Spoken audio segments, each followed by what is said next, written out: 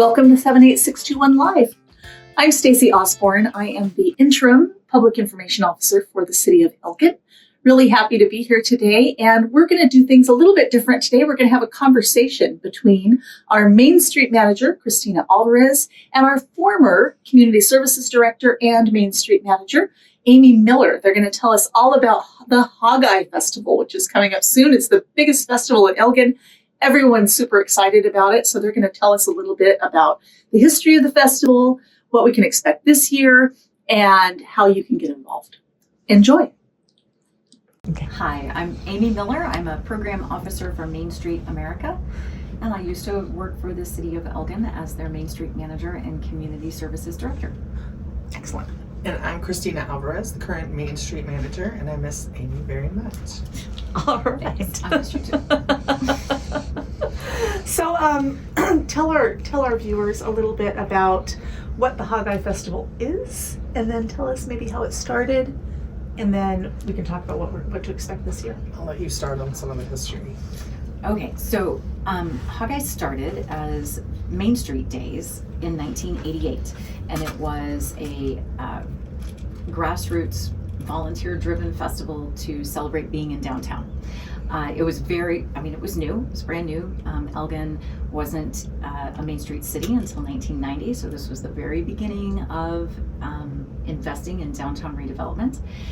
And it was on Depot Street in just the gazebo part of Veterans Memorial Park. And it had things like hay bale rolling and sausage eating and a king hog in terms of some of the original things in the very beginning. And so now it's grown to a full-fledged street festival. We have over 200 vendors. We have music Friday night, all day Saturday. We have a dessert contest. We have 20 to 30,000 people who show up in downtown Elgin to help us celebrate the best little pig gig in Texas. At the time, in the beginning, they named it Hogeye because there was a song associated with a stagecoach stop. Before our founding in 1872, we were just a place where the stagecoach stopped, and it was known as Hogeye because of the barn dances and this fiddle player, and that was his primary song. And in the beginning, they said that it was a time for warm hearts and hot guts, which was a nod to our famous Elgin, Texas sausage that used to be called hot guts. And so, now we do still have the barbecue pork cook-off, which you can have your fill of sausage, but there's other categories now as well. So if you want to sign up, you need to make sure you're down at the Civic Center. There will be a schedule. You can pick your ribs or beans or sausage categories and come judge. So it's really exciting, not only how the festival has grown, but it is the largest fundraiser for the Main Street program, with 100% of the proceeds coming back into the downtown and things like public art, streetscapes, business grants. We do marketing and facade grants for the businesses, and we did pay for things such as the Black Icons mural. So 100% of that money comes back to our downtown. Can you tell us how many volunteers help make the festival a success?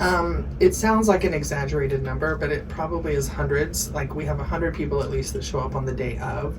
Honor Society kids, athletic kids, people who just have it in their heart that Hogeye is so important to them that they want to be down here and help. But we also have people who help all year. We have people who manage vendors, who manage picking the music. There's a lot of different committees. And then we have community volunteers who actually host some of the events, like the car show, the dessert contest. All of the events are managed by different volunteers. So when is the Hogeye Festival this year? It's always the fourth Saturday in October. This year it will be Saturday, October 25th is the main day. We will have the street dance on Friday, and then we do have the opening of the Pearls Before Swine and the hog calling contest on Thursday. So we kind of kick it off with the Hogeye Stroll. I kind of went backwards. The Hogeye Stroll, and then the dessert contest will be on Friday this year. That's something new. Normally that is on Thursday. We have moved it to Friday night, and we have opened the categories. It's not just cakes and pies.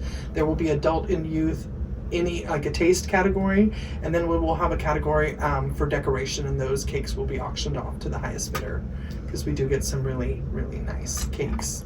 Very cool. And tell us about Pearls Before Swine. What is that? Pearls Before Swine is an art show that has been operating not quite as long as the festival. It came right after the festival started. And it is an opportunity to showcase our local artisans. The Elgin Art Association runs it for the festival. And it is an incredible evening on Thursday night. They do a silent auction. The artwork is always tremendous, and it's really cool to get to meet the artists that live in the area. And it's kind of, Elgin's little VIP red carpet night to hang out at the Pearls Before Swine art show, which I believe is at the Clever Tiger this year. Mhm. Okay, so right here on Depot Street, and then you can enjoy the farmers market that night and the stroll. Businesses will be open doing fun extra things. But yeah, the art show is really great, and their silent auction proceeds support scholarships. Really big on scholarships. We also have a coloring contest that we used to do just with the elementary school. It has now grown to include all grades, and we are always looking for ways to support future artists in Elgin. So tell us what your favorite part of the Hogeye Festival is. You want to go first? Now I get to go first. Okay. So when I worked the festival, my favorite part was Saturday morning at that 5:30 a.m. time when you're out on the streets with the volunteers and the vendors are just arriving and the sun's rising, and it's just truly beautiful. You have this little twilight ending, the day coming, and it's been so much work and people are so invested. And you realize kind of in that moment that this is this amazing, great, huge day that's about to happen for the community and for all the people involved, and it's awesome. One year, as we were experiencing that beautiful moment, we realized that a skunk was hiding behind one of the booths that we needed to set up. It was for our t-shirt stand. And so we had some tremendous volunteers who figured out how to lure away a skunk so that we did not have a stinky time in downtown. It is truly where the magic happens, and before the chaos begins. We do have vendors lining up as early as 3 a.m. They are ready to get their booth. We do not give out booth numbers ahead of time because it is a TxDOT road and we can't close it till 4 a.m. So we just try to make sure vendors are ready to go at 6 a.m. and then we let them in, and then the day fully begins. So what's your favorite part? Oh, my favorite part. It's hard for me to say because I love the hog calling. I love the dessert contest.